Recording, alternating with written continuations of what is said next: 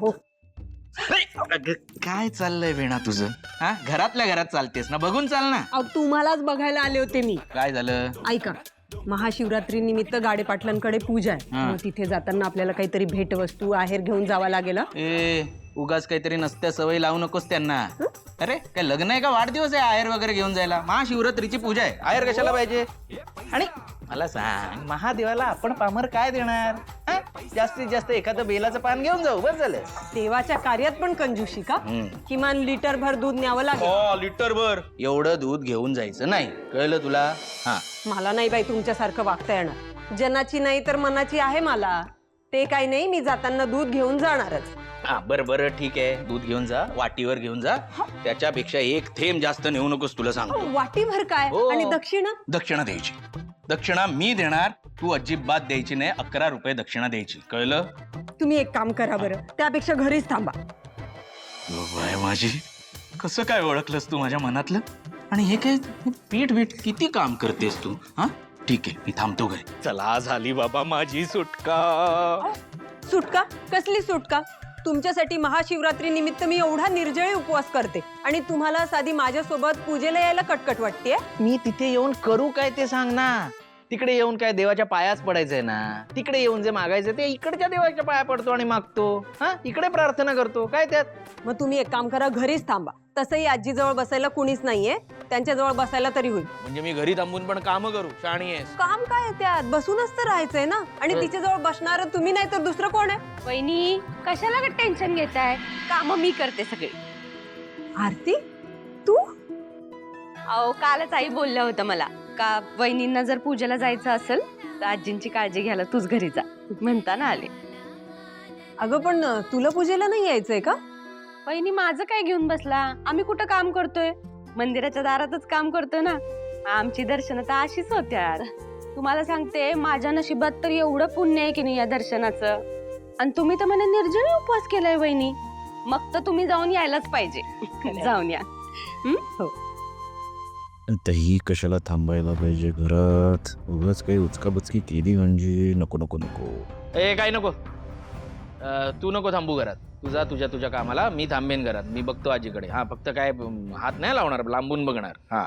अहो, असं कसं संतोष दादा? वहिनीने तुमच्यासाठी एवढा उपास धरलाय, मग तुम्ही निदान त्यांच्या सोबत तर जाऊन या. वीणा वहिनी पण ना कोणासाठी उपास धरते? या माणसासाठी. बर संतोष दादा, काय हो, तुम्ही नाही धरला का वहिनींसाठी उपास? कशाला? ही या जन्मी मिळाली भरपूर झाली, पुढच्या जन्मी दुसरी बघू. काय मग वहिनी, तुम्ही तर कशाला धरलाय उपास यांच्यासाठी? आता तुला काय सांगायचं आरती? उगाच आगीतून उठून फुपाट्यात पडण्यापेक्षा आहे ते बरं नाही का? खरंय वहिनी. नाही तर काय. कसल्या उपवासाबद्दल बोलताय तुम्ही? जयंत दादा, आता ते महाशिवरात्री नाही का, मग सुवासिनी बायका हाच नवरा मला 7 जन्म मिळू दे असं म्हणून उपवास धरतात. महादेवाला त्याच्या नवऱ्याची काळजी घ्यायला सांगतात, त्याच्या सुरक्षेसाठी प्रार्थना करतात. आणि सुवासिनी पुरुष? पुरुष? अरे जयंत, पुरुष कुठे सुवासिनी असतात का? बायकाच असतात फक्त, आणि त्याच करत असतात हे व्रत वैकल्य. मग लग्न झालेल्या पुरुषांना काय म्हणतात? लगीन झालेल्या पुरुषांनी काय म्हणतात वहिनी? त्यांना असल्याना काय म्हणतात? काय माहिती ग? अगं बाई, खरंच की. एनिवे, काही म्हणत असतील. पण पुरुष आपल्या बायकोसाठी उपवास नाही करत का?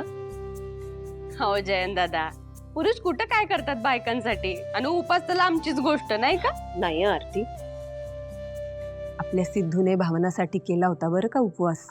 मग मला करायचा आहे उपवास. तुला? येस, माझ्या जानूसाठी. म्हणजे ती जिथे कुठे असेल तिथे ती सुरक्षित राहावी यासाठी प्रार्थना करायची मला. आणि गाडेपाटलांकडच्या पूजेसाठी मलाही निमंत्रण आलंय.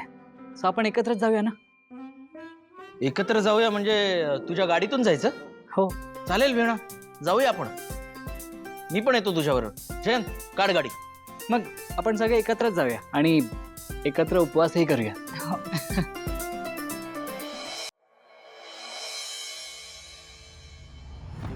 आईची खूप मनापासून इच्छा होती भावना आणि सिद्धूने पूजेला बसावं, पण नीलूला हे कधीच पटणार नाही.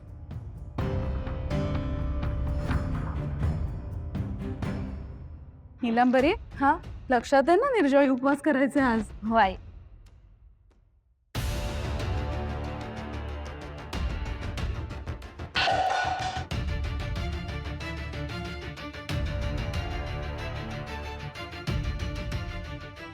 धीराज, अरे तू काय करतोयस?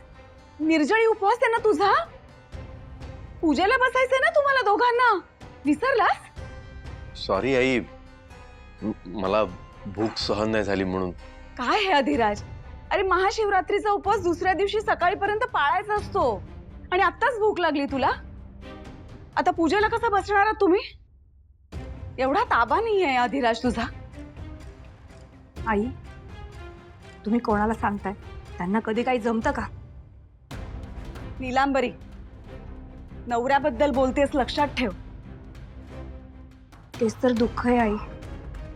मला वाटलं आम्हा दोघांना पूजेला बसायचंय म्हणून किती मेहनतीने मी तयारी केली होती. यांना फक्त निर्जळी उपवास करायचा होता, तेही नाही जमलं. आता सिद्धू आणि भावनालाच पूजेला बसावं लागणार.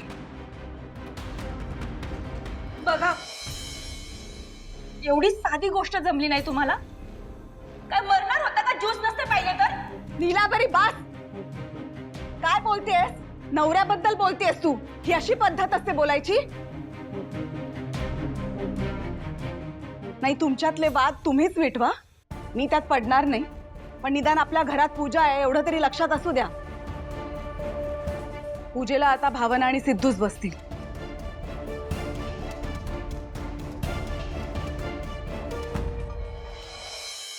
माफ कर देवा, अधिराजने उपवास सोडला हे बघून मला आनंदच झाला. मला पहिल्यापासूनच पूजेचा मान भावना आणि सिद्धूला मिळावा असंच वाटत होतं.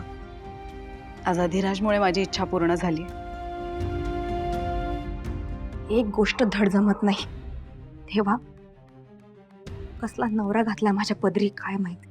आई, तुझा मुलगा म्हणून मी तुझ्यासाठी इतकंच करू शकलो ग. नीलांबरीने भावना सिद्धूने पूजेला बसावं ह्यासाठी कधीच होकार दिला नसता. म्हणून तुझी इच्छा पूर्ण करण्याकरता मला हे सगळं करावं लागलं ग.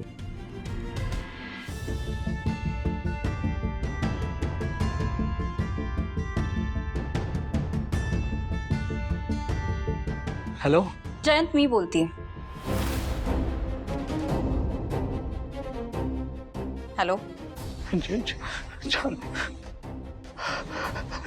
जानू, जानू, जानू बोल ना, कुठे आहेस तू? जयंत, मी काय सांगते ते आता नीट ऐक.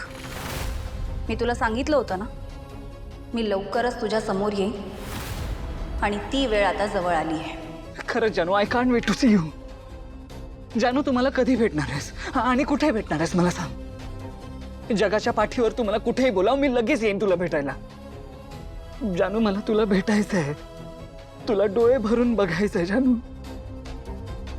कधी आणि कुठे भेटायचं हे मी तुला आत्ताच सांगणार नाहीये, पण एवढं मात्र सांगेन की तुझ्या सगळ्या प्रश्नांची उत्तरं तुला लवकरच मिळतील.